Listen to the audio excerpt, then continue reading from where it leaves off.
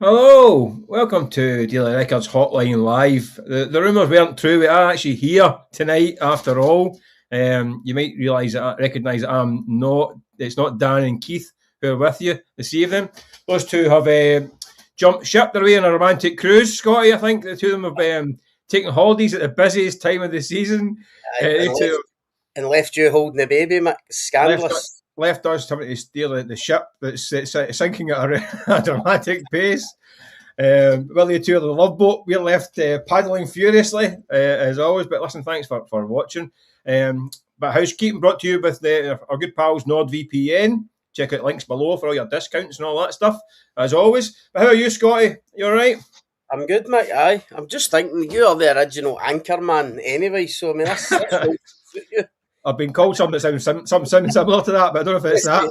I did say anchor man there. I was going to say it's a recognisable nickname, but we'll see how we get on tonight. We should be all right with these two. We'll be fine. Plenty to talk about. Aye, listen, you've had a busy old day today, haven't you? I think we'll start off. As we touch on, obviously Celtic and Rangers and the teams building up for Europe, but today was a big one. We've got a new Scotland manager, or head coach, I should say. Yep. Wee bit left field, isn't it? I think we were all kind of waiting to find out. We were talking about Stephen Naismith as a caretaker for a wee while, but the SFA have went a bit left field and they've brought in Sebastien Pocognoli, the Belgian. What was your first impressions of him? What do you make of the appointment, first of all? And what's your first impression? First impressions were good, Mick. Good to meet him. Seems like a good guy. Really personable. Obviously, the first time he was meeting the media, but it was good ways. I don't think he's a guy. I don't think he's going to talking headlines as such. But after Steve Clarke, probably in that regard, it would have been an improvement. So no, really good guy. Seems like a nice guy. In terms of the appointment, you're right. I mean, it is totally left field. I must admit, I mean, I've always thought that the SFA would appoint a foreigner to replace Steve Clarke. Just when you look at the kind of lack of serious Scottish candidates out there, I mean, when you think about it, I mean, who'd be the first kind of names that would spring to mind? I mean, Davy Moyes would obviously be one, but no, he's at Everton, big Premier League job, probably not the right time for him. I suppose if Derek McInnes hadn't have taken the Rangers job, then he'd have been certainly a name in the frame. But I just think after the whole Steve Clarke reign, the SFA were always going to try and get down a different route, and that's not a slight on the job Clarke done. Obviously, I mean, we all know, most successful Scotland manager ever, 3 major tournaments. But obviously it hasn't gone to plan when we've got to those tournaments. And Steve had been in the job a long time, and you know what it's like. You get grumblings for punters, fed up looking at the same face. And obviously there was a lot of criticism, especially after America in the summer there, about the style of play, a bit too negative. So there's been a real kind of push, I think, for change. Obviously, Craig Mulholland's been appointed by the SFA, their new kind of head of football. So he's just come into the role, and obviously he's had this to deal with. But I think all of that together, made it pretty obvious that they were going to go a bit different. Where I'm slightly surprised is, in my own head, I probably thought they would go for an experienced foreign coach. My thinking was that obviously Steve Clarke did brilliantly to get us to tournaments, but felt to me that the team maybe needed a tournament expert, if you like. Maybe like obviously Ange Postecoglou was talked about at the very start before he took the job in Saudi, but maybe somebody like that. But Pocognoli's the opposite. 39 years old, first international job.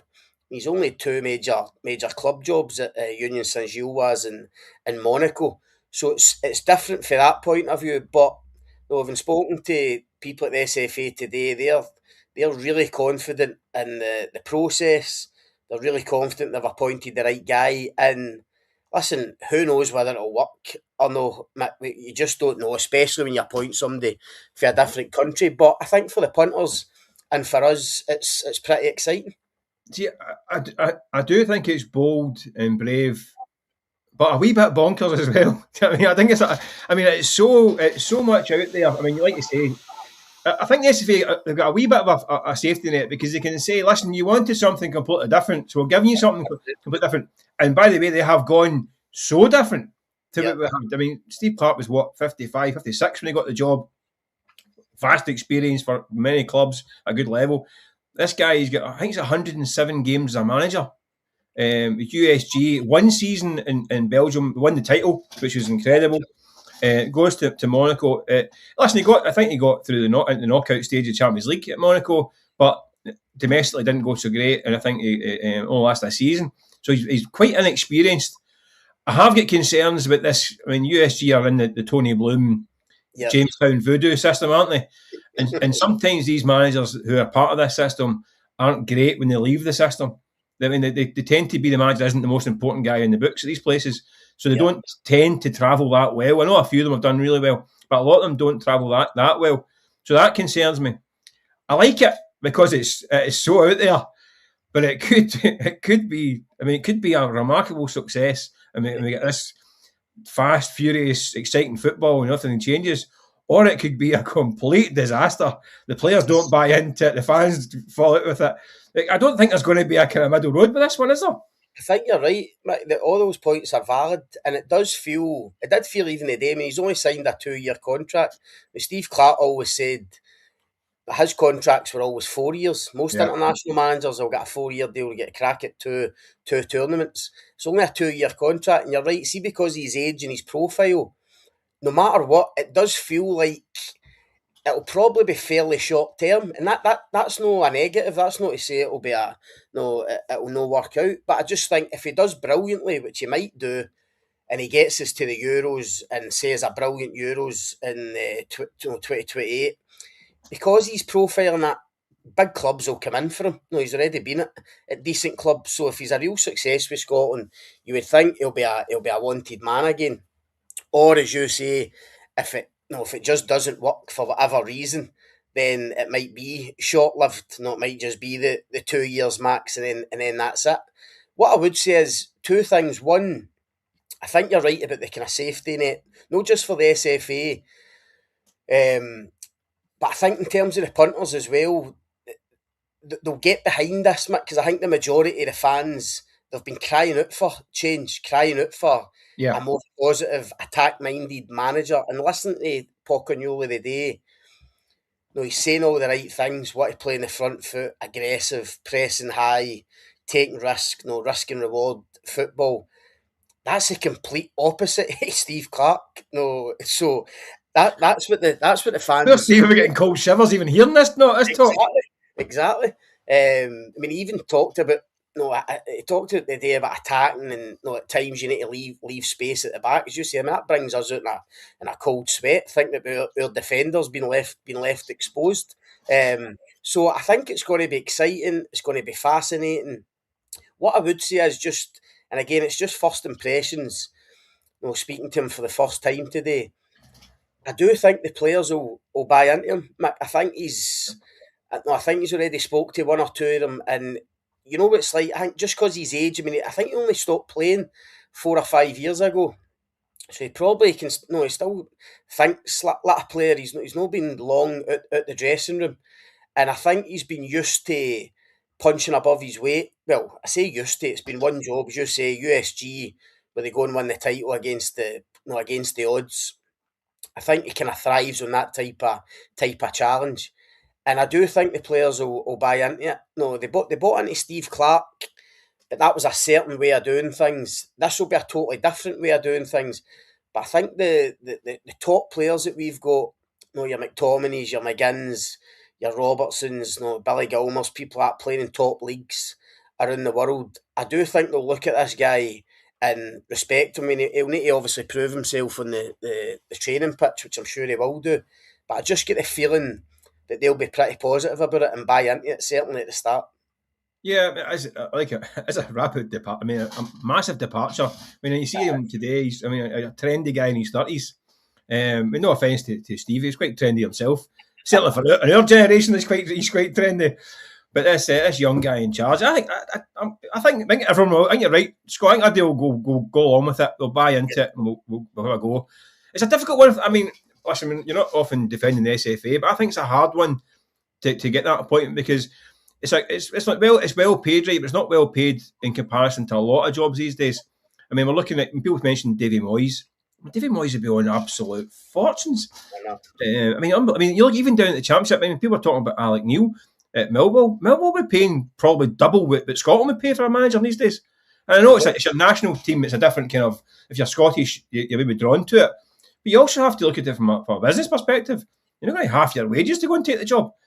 So it's a hard one to pitch. It's either a guy on the way up or an older guy on the way down. That's what you're going to get, isn't it? That's why Postecoglou was never a contender, Mix. I think a lot of people would have quite not a chance, Scott. But the money he's been on at the Premier League the last few seasons, and then imagine the salary he's getting now at Al Nassr in the Saudi Pro League. I mean, it's a shame because I do think somebody like Ange would have been really good in that role. He'd have been one of marking a first picks, but it became pretty clear early on he was going to be miles out your league. So I think you're right. It had to be one probably at either end of the scale, but I think they've actually done quite well to get Pocognoli. I mean, look, the SFA have made a fair bit of cash off the back of Steve Clarke's success in terms of €2 in the World Cup. So they probably have pushed the boat out a wee bit, in terms of wages. But I still think this guy, with what he done at USG, getting the Monaco job, didn't go too well from at Monaco. He's quick to point out today that he sold Monaco went on to sell a few very good young players for a profit that he kind of developed and brought through. So I think his reputation's very good on the continent. I've even seen some quotes for like Belgian journalists and that today talking about it's a bit of a coup for Scotland to go and get him. So I think they can be pleased with the appointment. Obviously the proof will be in the pudding, and of course the flip side is one of your colleagues kind of quite rightly put to Ian Maxwell today. The bottom line is, if we'd have beat Morocco at the World Cup, we probably wouldn't be sitting here having this conversation. Steve Clarke's probably still in charge. Do you know what I mean? That's how fine the margins are. But I suppose there's no point looking back. What happened at the World Cup happened. Steve Clarke and the SFA made the decision. And it was at that point, I think, especially with Craig Mulholland coming into this new role, I think it's at that point the SFA have decided, right, it's time to go down a totally different road. And as I say, it's going to be fascinating, intriguing, and exciting. Even in these Nations League games, I mean, Pocognoli's not got much time. No. First game against Slovenia, 26th of September, will not be long in coming round. And even that's going to be interesting because he's going to want to get to know the squad. He's going to want to look at a few different players, a few young players. So do you almost use the Nations League to experiment a wee bit, look at a couple of different formations, look at different players, but knowing and doing that, as usual, when you're going through a wee transition, results might go against you. And it's like here in Scotland, if you don't get results right away, people are on top of you. So he's got to find that balance, which will be difficult. But the main thing is that he's ready for those European Championship qualifiers, because that's the be all and end all, obviously. That's a good point here. Just going to read your comments here from Sean Clarnon 5107. He's got the players to play this style. That's a good point because it's all right having I think the word philosophy was mentioned today, which some of my old timers they kind of bristle when we hear that, don't we? So you have to kind of adapt, don't you, to what you've got. But likewise, this should open the door to a few guys maybe in the fringes. Do you think there's a group of players that are banging the door at the moment? I mean, there wasn't that many that you wouldn't have thought that you would have went to the World Cup with, really. That's a big question. I think everybody accepts. Pocognoli will accept that Scotland has got a decent core, decent base there in that squad. We mentioned your McInnes, McTominays, Robertsons, Gilmers, people like that. That's fine. But for him to take the job, he must be convinced somehow that there's enough underneath that coming through. And I think that's where the big question marks are. I mean, without getting into a whole big debate about it, we know there's been a lot of talk about young players getting minutes and what we're producing as a country and talent coming through. We're bottom of the league in Europe for young players getting game time. Yeah. Long term, that has to change. But he says he's done a lot of research, Pocognoli already, so he must have looked kind of under the bonnet in terms of what's underneath this core group. And of course, we're talking about guys like Lennon Miller, Robbie Ure, to name two. Obviously, Ure just get his move to Sevilla. So it'll be people. It's going to be really interesting to see the new players that he brings in. The squad that's there at the minute, I think most people would accept. There's a few there. I'm thinking that your Grant Hanley's, Lyndon Dykes, people like that, probably coming to the end of their kind of international tenure with Scotland. So it's about who replaces him. What chances is he going to give? I mean, somebody's mentioning there in the comments about Bertie Vogts. I mean, you'll remember when Bertie came in, he was obviously dishing out caps like sweeties. I mean, I don't think that's going to happen, but it's going to be really interesting to see the young players that he brings in, because I mentioned earlier he loves working with young players. He loves developing them. It's obviously different international level to club level. At a club you can work with them every day, but I definitely think you'll want to make wee tweaks. Have a look at younger guys like Robbie Ure, Kieran Bowie's another one, obviously in Italy. So I think for the punters that's exciting. But who's he going to bring in? Who's he going to look at? And how we're going to play. And in terms of the point that the boy made about maybe the squad to play his style, again, that's a huge question mark, because it's all right saying he wants to be a high press, aggressive attacking team. You need the players to do it. You need the players to buy into it, and that's what we're going to find out in the next few months. Listen, it's going to be interesting now. It's strap the seatbelt on time for the next few months with Scotland. In terms of SFA business away from the new head coach, I think Ian Maxwell today also confirmed that the SFA in Scotland are not going to back the bold Gianni Infantino for re-election. Pretty much the most obvious thing, isn't it? I couldn't imagine any other scenario. Now that UEFA have kind of made their move, there's no way that Scotland weren't going to do that, will they? No, we were getting a bit worried though. The SFA had they went and immediately backed, obviously, the other kind of home nations in their stance against Infantino. But no, you're right. I mean, they couldn't have been doing any other road. I think the SFA probably had their reasons for holding back slightly. I think they're obviously aware of to make sure Infantino's not in power at the next kind of re-election. They need lots of people to go against them. They need lots of nations to be together on this. So I think they've just held back, but no surprise that Ian Maxwell's come out today and says they won't be voting for his re-election. I think it's March 2027. And as you say, I mean, there could have been no other stance. I mean, after the World Cup, not just what happened at the World Cup in terms of, you could go back to the Fuller and Balogun, the red card and Trump's involvement and stuff like that, ticket prices, you name it. I think Ian Maxwell's actually said today it's such a shame that one of the biggest and best World Cups has been overshadowed by Infantino's kind of organisation and behaviour. But the key thing, as we know, was his plan, obviously, for the selling off of parts of the World Cup to private investors. I mean, that was the final straw, and not just coming to the table with that idea, Mick. I mean, that would have been, you could have maybe accepted that as long as it was debated and then obviously universally kind of put to bed. But it was the fact that he comes up with this plan, having no spoken to him about it. It was far down the line. Try to pull a fast one basically on the other nations, and as you say, once UEFA came out totally against it, vote of no confidence, Scotland had to follow suit. I think a lot of punters will be quite happy at that, would they?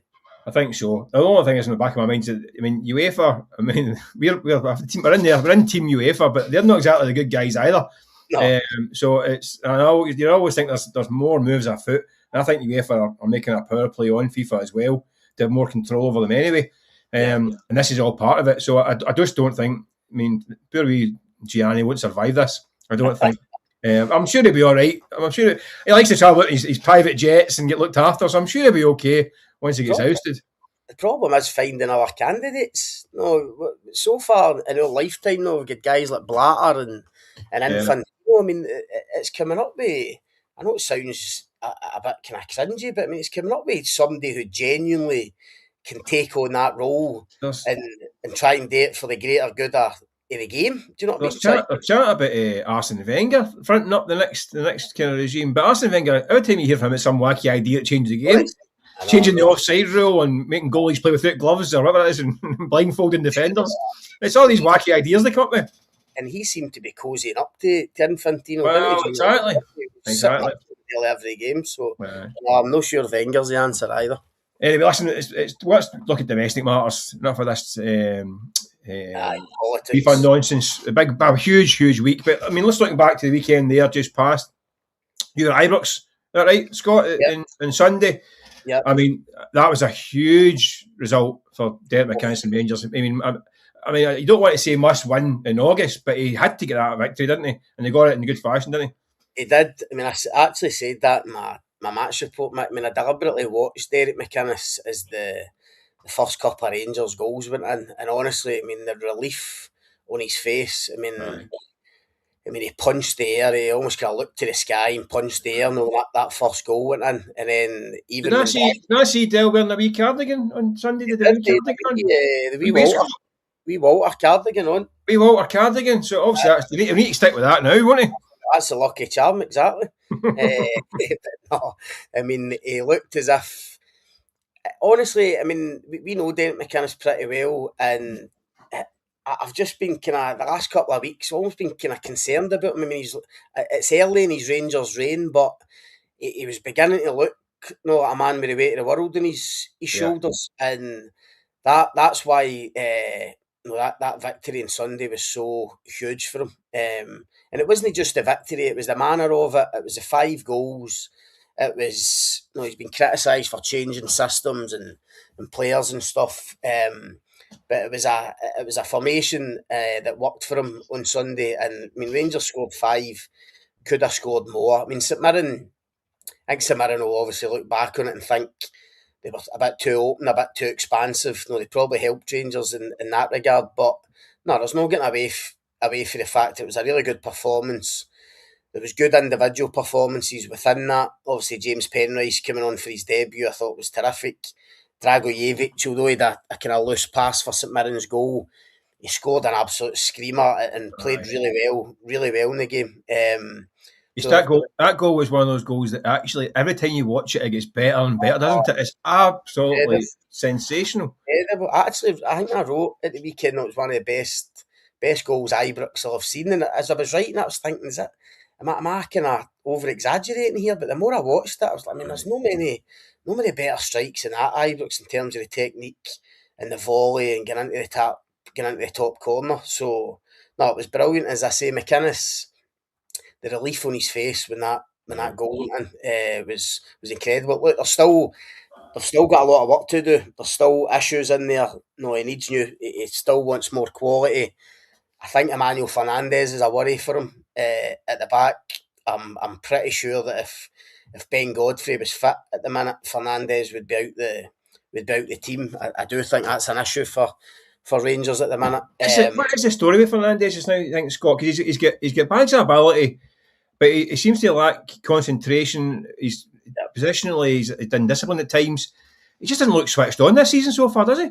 I think you're right. I mean, this guy was Rangers Player of the Year last season. 20 million quid plus for him. Yeah, voted Player of the Year by the fans. It's interesting. I mean, I remember when he first signed, he actually said at his press conference, one of his first press conferences, when he was asked about his attributes and his weaknesses, he said himself his biggest weakness was concentration and focus. And I remember thinking at the time, that's really good.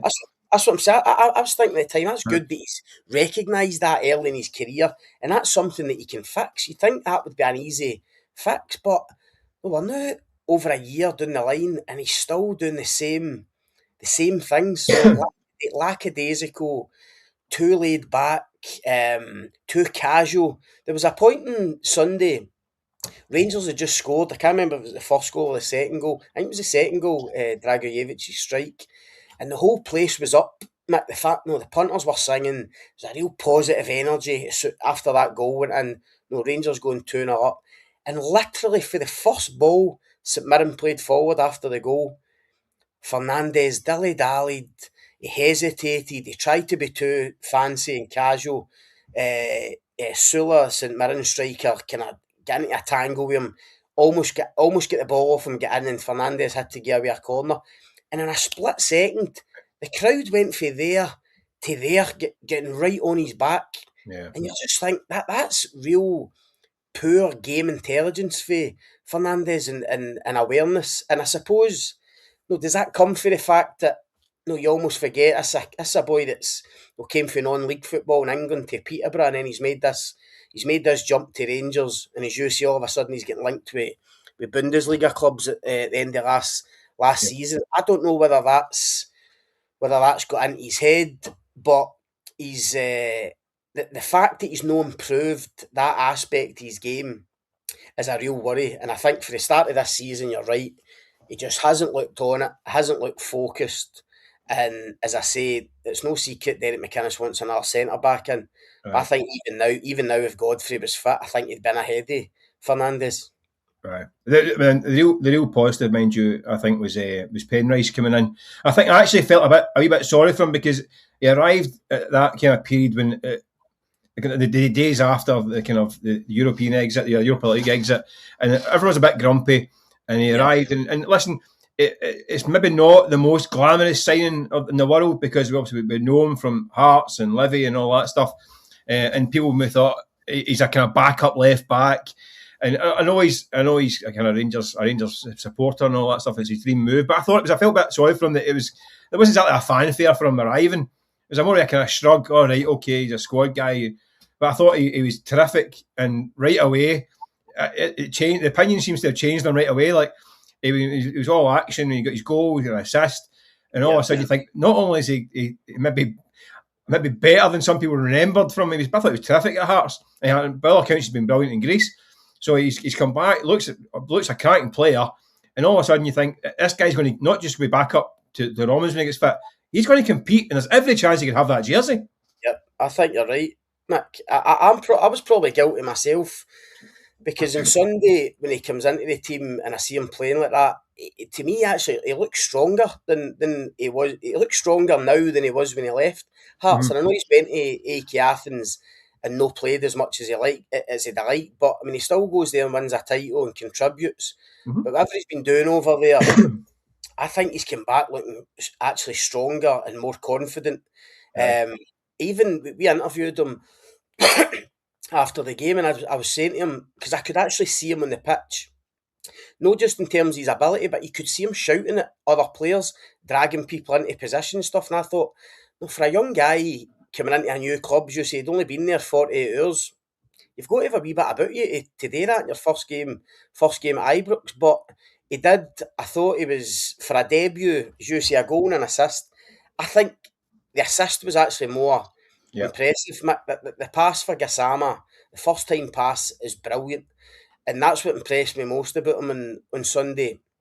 See a lot of fullbacks now and wide players, and when the ball gets played to them, they only decide what they're going to do with it when the ball gets to them. Penrice knew what he was going to do with every pass before he got it on Sunday. If it was on just to play it simple, he did that. If he had a bit of time to turn and get it up the line or play inside, he knew what he was going to do at every point. And Romans actually had a poor start to the season before getting injured. So Penrice, for what Rangers have had this season so far, was an upgrade. And I agree with you. I think even when Romans gets back fit, it's talking 6-7 weeks before he gets back, I think he's going to have a fight in his hands to get back. But listen, that's what Rangers should want. Romans, you could argue Romans maybe picked up the injury because he had to play the full pre-season, the friendlies, and then the games at the start of the season because there was no competition there. Yeah, he's going to come back and he's going to need to battle it with Penrice for the left back slot, and that can only be good for them. Yeah, I mean, Rangers I still think, it's hunky-dory after a 5-1 win, but they still look a wee bit short. I know there's a bit of talk today about the Brighton winger, is it Cozier Dewberry? Yeah. looks like a guy who's in demand. Talking £7 million plus. They're in that market, aren't they, for some sort of attacking wide player? I think they definitely want another right winger and a left winger. Yeah.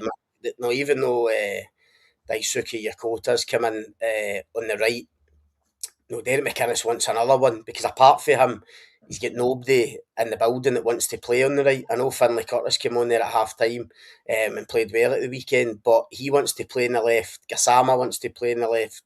Antman, before he left, wanted to play in the left. Even Asgard, if you're going to play him wide, he comes for the left as well. I think he wants a first choice left winger and another right winger. I think the other right winger is Cozier Dubry. I think he is the guy. Well, I know that Derek McInnes really rates him, really likes him, but the problem for them is getting him out of Brighton for the right price. And you're right, they've gone back in for him in the last kind of 24 hours. It looks as if another bid has been rejected. It is up to the kind of £6-7 million mark, which is obviously a big outlay for them. So the next move's going to be interesting. Do they go back in for him with a higher offer because he is the guy that Derek McInnes wants, or does it just get too costly for him? For a guy who, let's be honest, I think he looks a really good player, Cozier Dubry, but a lot of you're going off of what he did at Bolton last season, League One and up to the Championship. So do you really want to be paying that amount of money for a young guy who's only been at that kind of level? These are the questions that Rangers will need to ask themselves before they go back in. It's an expensive market as well, isn't it, down there? I mean, it doesn't. I mean, 7-8 million, 10 million doesn't get you much these days, unfortunately, that market. But that's going to be a busy fortnight, isn't it? I was going to say. They want to try and get somebody in before Thursday. Yeah. Penrice, they've only got 2 changes to the European squad. Penrice is going to take up one of them.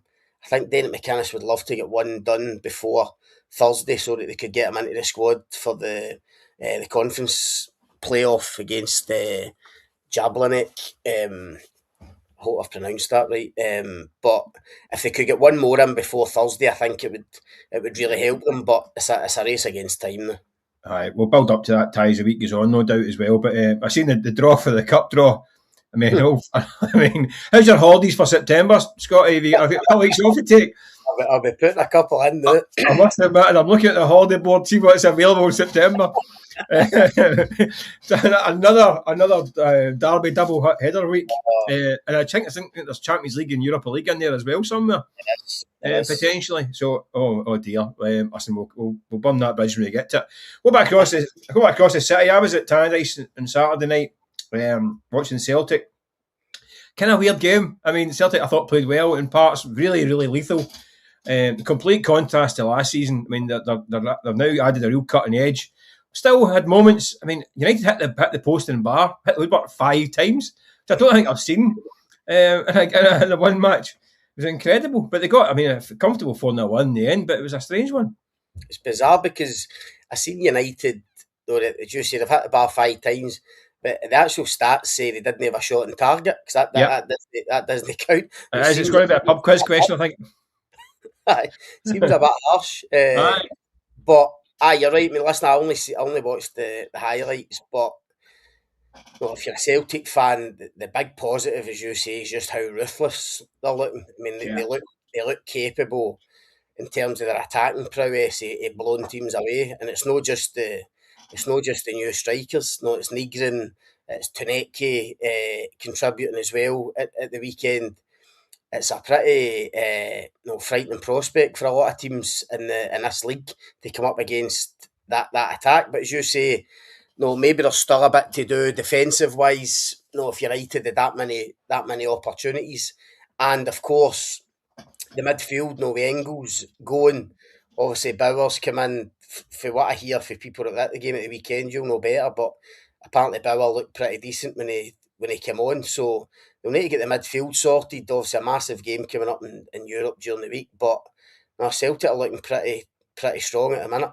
They are. I mean, I think Kasper Hose added a heck of a lot to them. I mean, he didn't score at the weekend, but I think even his presence and his movement, if he's not scoring, he can hold it up and pull it in, bring players, link-ups play. he creates space for others. Guys like Benjamin Egan are running amok because of him. Yeah. So I think that aspect that they're looking pretty decent. But as you say, the middle of the park is the big question mark for Europe this week. I mean, they've got LASK on Wednesday night.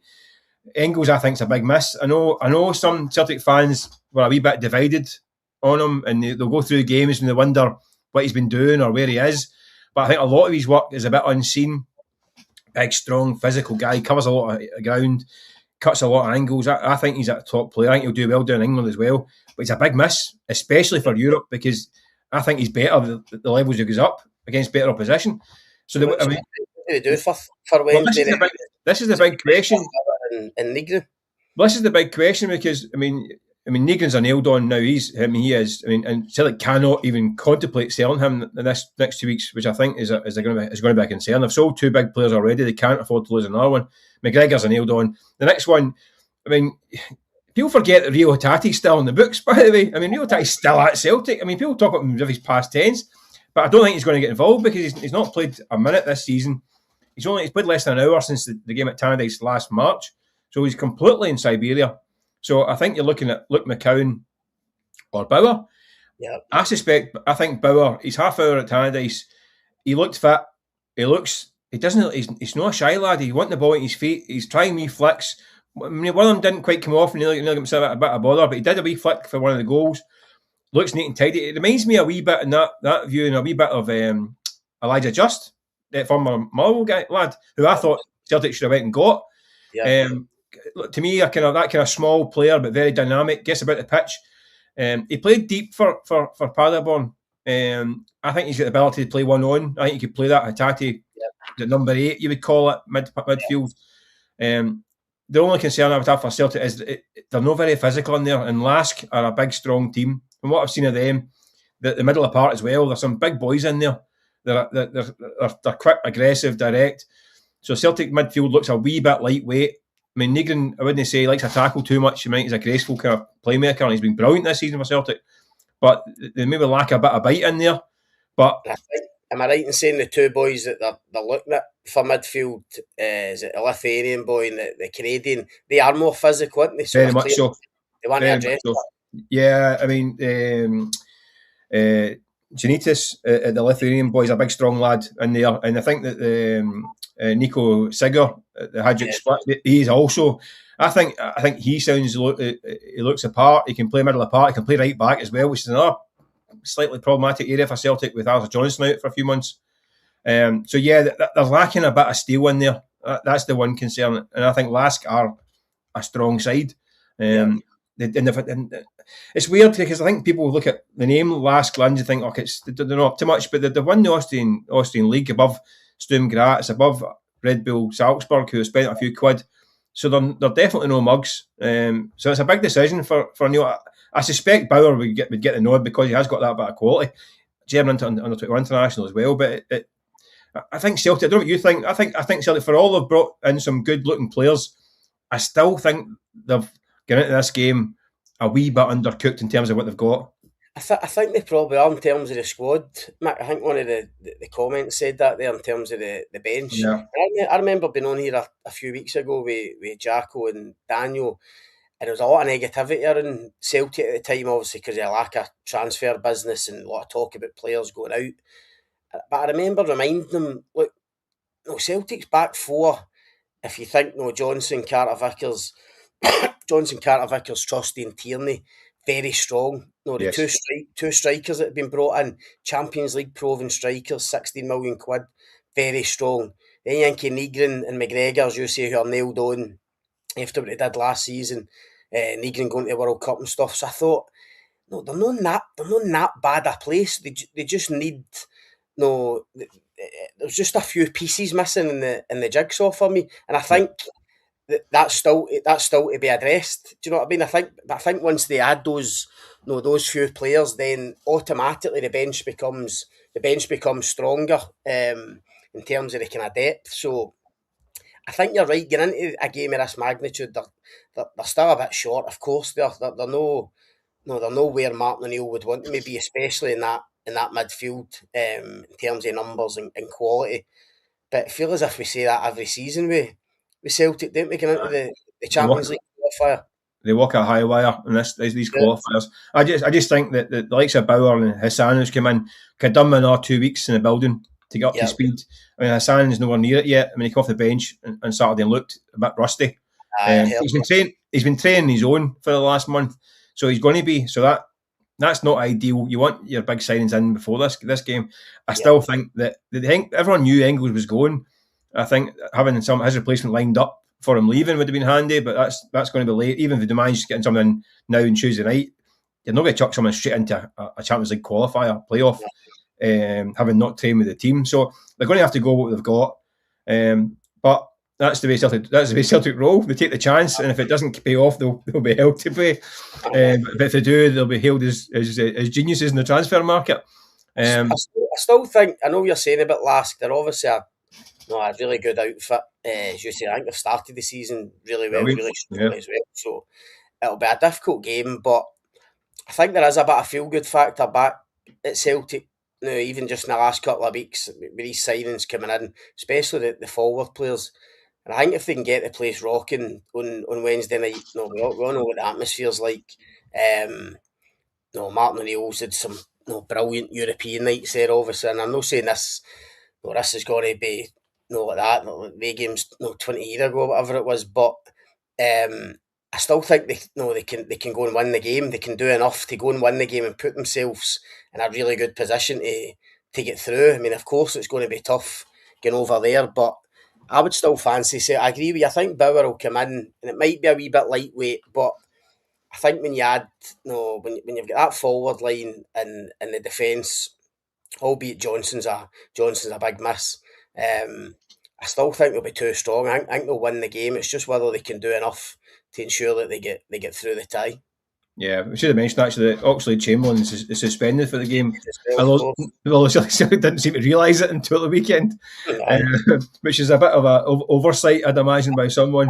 That was us at the weekend. We were questioning Derek McInnes' decision to leave it Tello Asgard. Think he's completely left him out. This was a perfect game for him. Then realised he's suspended because he got sent off in the semi-final last season. So that's right. I've done my research. Yeah, but that's. I think Celtic should have been a bit more aware of that one as well. We spoke to Martin O'Neill on Saturday night, and he just found out that day. He got a bit of a fright. I think he thought it because I think Oxlade-Chamberlain had a decent hour at Tannadice, and I think he would have been a banker to start this game against LASK. So all of a sudden he's Engels down and Oxlade-Chamberlain down. Well, he would have given that wee bit of physicality. I know he's not dead tall, Oxlade-Chamberlain, but he has got a bit of physicality about him. Do you know what I mean? So that would have probably helped him. And I think you're right. He would have probably started and then looked to get Bauer on off the bench again. But they might need to go and start him now. But it's not a Champions League playoff without some sort of drama going into it. So and I can't imagine it's going to be a straightforward 2 legs either for any of their teams really this next week or two. So hope for the best. But listen, we'll wrap it up there. We'll be all over it this week. Hotline Live will be rolling through in some form or other. Some nights will be Hotline Live, some night Hotline not so live, but we'll see how we get on. I see we've both gone for the autumn collection now, Scotty, as well. The zip-ups are on. Need to change the wardrobe. Time to change the wardrobe again, Matt. Need to have a shop. The summer is well and truly over now. We've got the middle-aged man away kit is now on. But listen, thanks everyone for watching and your comments as always. Thanks again to our pals NordVPN for their support. Check out the links below. Hit like and subscribe and all that stuff. And we'll catch you again the rest of the week. Thanks for watching.